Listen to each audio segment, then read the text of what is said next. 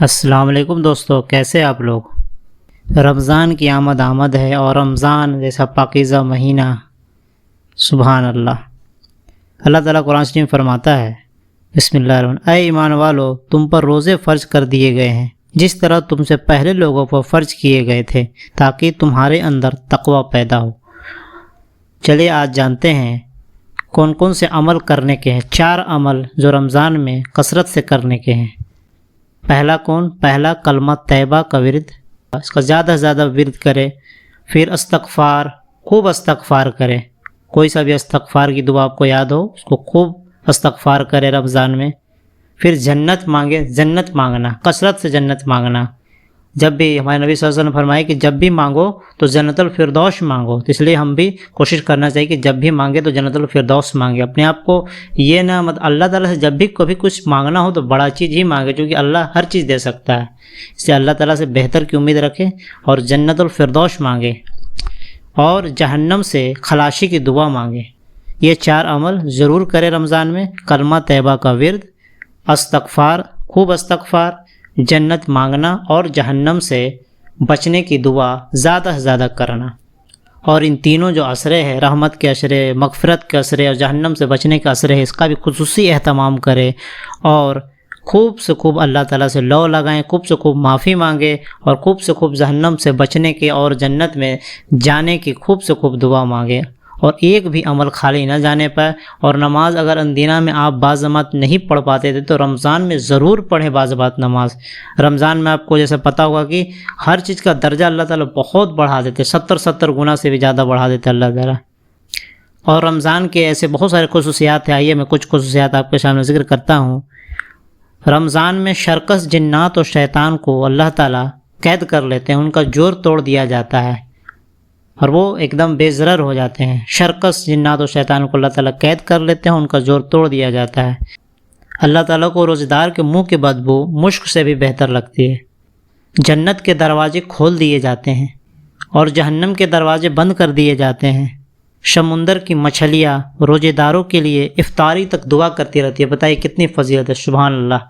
سمندر کی مچھلیاں بھی ہمارے لیے دعا کرتی ہے اگر ہم روزہ رکھتے ہیں تو اللہ تعالیٰ ہمیں روزہ رکھنے کی توفیق عطا فرمائے۔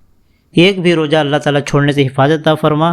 آپ کو پتہ ہوگا کہ ایک بھی روزہ اگر جان بوجھ کے آپ نے چھوڑ دیا، اگر آپ بیمار ہیں یا پھر سفر میں ہیں تو تھوڑی گنجائش باقی رہتی ہے کہ اندینہ میں آپ اس کو پورا کر سکتے ہیں۔ لیکن اگر آپ نے جان بوجھ کر روزہ چھوڑ دیا تو 60 روزہ لگاتار رکھنا پڑے گی۔ تو آپ سمجھ لیں، اس لیے کوشش کریں کہ روزہ کو جیسے بھی کر کے کمپلیٹ کیا جائے۔ ایسا نہیں ہے کہ آپ ایک دن کوئی بہت بڑا مسئلہ نہیں روزہ رکھنا، کوئی عجوبہ بات نہیں ہے۔ آپ ہمت کریں، حوصلہ کریں تو آپ روزہ ضرور رکھیں اور کسی کا پرواہ نہ کر۔ ہوتا کہ کئی گھروں میں ہوتا ہے اور کئی جگہ میں نے دیکھا ہے کہ جیسے کہ بچپن سے عادت نہیں ہوتی ہے تو ابھی عمر آ جاتا ہے، جیسے کہ مان لیں کہ 10 سال ہو گئے، 11-12 سال ہو گیا، تو اس ٹائم ماں باپ کا فرض بنتا ہے کہ بچوں کو تھوڑا تھوڑا ہمت دلا کے روزہ رکھوائے۔ لیکن ہوتا کیا ہے کہ ماں زیادہ پگھل جاتی ہے جلدی، تو بچے کو تھوڑا سا بھی تکلیف میں نہیں دیکھنا چاہتی ہے، تو بولتی ہے ابھی رہنے دو، اگلے سال سے رکھ لینا، اگلے سال نہیں۔ ایسا نہیں کریں، جب بچے کو من ہے روزہ رکھنے کا تو اسے ضرور رکھنے کی ہمت بڑھائیں، پروتساہن دیں اور اس کو کافی ہمت دلائیں روزہ رکھنے، کیونکہ یہ نیک عمل ہے۔ نیک عمل، جب بھی کوئی نیک عمل کرنے کو آگے قدم بڑھائے، چاہے آپ کا اولاد ہو یا کوئی بھی ہو، کوئی دوست ہو، ساتھی ہو، تو آپ اس کو پورا اپریشیٹ کریں، پورا ساتھ دیں۔ اور کوئی غلط کام کرے، کوئی برائی کی طرف اس کا قدم بڑھائے تو اسے روکیں، اسے زبردستی روکیں، جیسے بھی روک سکتے ہیں روکیں، لیکن جب بھی کوئی نیک کام کرے تو اس کو اپریشیٹ کریں۔ تو اسی طرح اگر کوئی بچہ اگر 10 سال ہو گیا، 8 سال، 9 سال، 10 سال، جب بھی شروع بچپن میں جو بڑے لوگ جب روزہ رکھتے ہیں تو بچوں کے اندر بھی شوق پیدا ہوتا ہے روزہ رکھنے کا۔ تو اب یہ ہوتا کیا ہے کہ کتنا بار ہوتا ہے کہ منع کر دیا جاتا ہے کہ اب اتنا گرمی ہے، روزہ مت رکھو، یہ ہو۔ اگر وہ ہمت کر رہے ہیں، ان کا من کر رہا ہے تو ان کو روزہ رکھنے کی پرمیشن دے دیں۔ اور دھیرے دھیرے ایسی عادت لگتی ہے، 1 سال 1 لگتا ہے، پھر 2، پھر 4، پھر 10، پھر 15، پھر 20، پھر 1 سال آتا ہے کہ 30 روزہ رکھنے لگتا ہے۔ اللہ تعالیٰ سبھی مسلمانوں کو روزہ رکھنے کی توفیق عطا فرما اور ہمیں ہر طرح کی غلط فہمیوں سے دور عطا فرما۔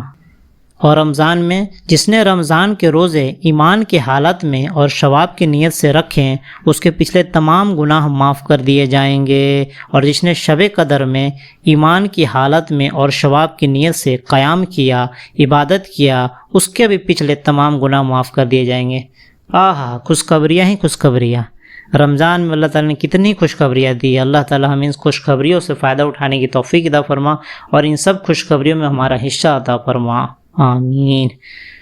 سبحان اللہ. جنت کے دروازے کھول دیے جاتے ہیں، جہنم کے دروازے بند کر دیے جاتے ہیں.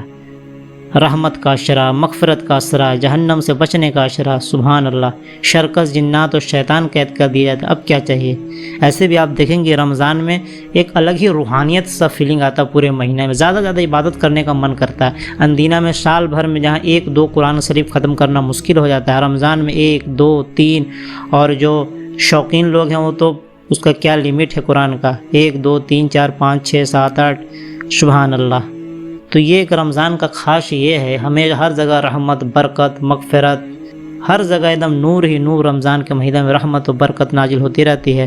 تو ہمیں اس مہینے سے فائدہ اٹھانے کی توفیق عطا فرما اور جو 4 عملوں سے ضرور کرنے کی توفیق عطا فرما. کلمہ طیبہ کا ورد کثرت سے، استغفار خوب کثرت سے، جنت مانگنا کثرت سے، جنت الفردوس، جہنم سے خلاصی کی دعا، جہنم سے بچنے کی دعا زیادہ سے زیادہ مانگنا.